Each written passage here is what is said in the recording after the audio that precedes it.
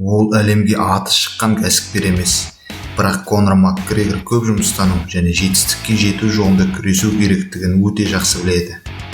Ол UFC промоушнның жекпе-жек шебері. Ең алғаш кәсіби жекпе-жегін 19 жасында өткізді. Алғаш рет 2008 жылы шыққаннан бастап, аралас жекпе-жек әлеміне үлкен әсерін тигізді. Ол бұрынғы жеңіл салмақтағы UFC чемпионы. Қазір өз мансабын аяқтады. Бүгінгі видеода Конор Макгрегордың жеңіске жету принциптерін айтатын боламыз.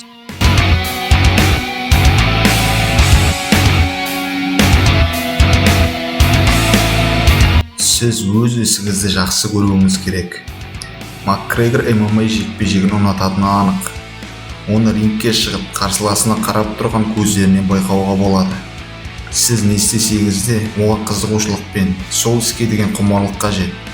Егер Макгрегор сияқты өз ісіңізді шын жүрекпен сүйетін болсаңыз, онда сіз үлкен амбициямен жұмыс істейтін боласыз.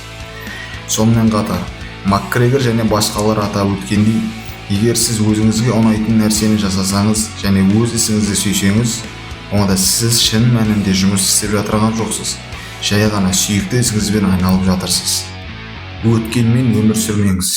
Егер жетістікке жеткіңіз келсе, өткен шақпен өмір сүруге болмайды. Уақыт тек бір бағытта жүреді, ал табысты адамдар сол бағытпен ілесіп бірге жүреді. Жеңілістер сізді қатты күйзелтуі және сіздің сенімділігіңізді айыруы мүмкін. Бірақ еш мойымай ары қарай жұмыстансаңыз, келесіде жеңіске жететініңіз анық. Өзгелердің айтқанына құлақ асыңыз, бірақ шешімді өзіңіз қабылдаңыз. Сіз жаңа компания немесе MMA мансабы болсын, бір нәрсе бастауға тырысқанда көптеген адамдар сізге сенімділік танытпайды. Олар сені қате жолда, не болмаса істеп жатқан ісіңді дұрыс емес деп ойлайды. Сіз олармен дауласып, өз позицияңыз қорғағыңыз келетіні рас, бірақ олай жасап керек емес. Тек өзіңізге деген сенімділікті сақтап, мақсатыңызға қарай жұмыс істей беріңіз. Макгрегордың жағдайында ол әрдайым кәсіби жекпе-жек өткізгісі келген, бірақ ата-анасы мен достары қарапайым мамандықта оқығанын қалады. Сенсеңіз де, сенбесеңіз де, ол жақындарының айтқанын жасады. Ол сантехниканы үйреніп, онымен 18 ай жұмыс жасады. Алайда ол әрқашанда бұл оның бағыты емес екендігін біліп жүрді.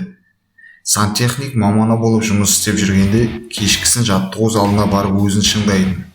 Осылайша өз қалағанына жете білді. Қазіргі уақытқа зейін қойыңыз.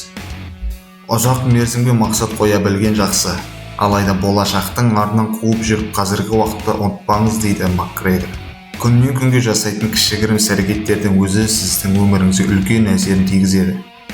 Қазіргі сәтте өмір сүріп, сол сәтті бағалаңыз. Егер сіз алдыңызға мақсат қойғыңыз келсе, ұзақ уақытты қамтымайтын мақсаттар жасаңыз. Сонда сіз қазіргі сәтте өмір сүресіз. Өз кумиріңізді табыңыз. Макгрегор боксшы Мұхаммед Алидің жанкүйері екені бәрімізге мәлім. Ол жас кезінде әлемге әйгілі боксшыны таланты, рингте өзін-өзі ұстауы мен харизмасы үшін жақсы көрді. Макгрегор әлі күнге дейін оның өзінің кумирі ретінде көреді. Егер сіз жетістікке жеткіңіз келсе, сізді шабыттандыратын, одан үлгі алатын адамды табуыңыз керек.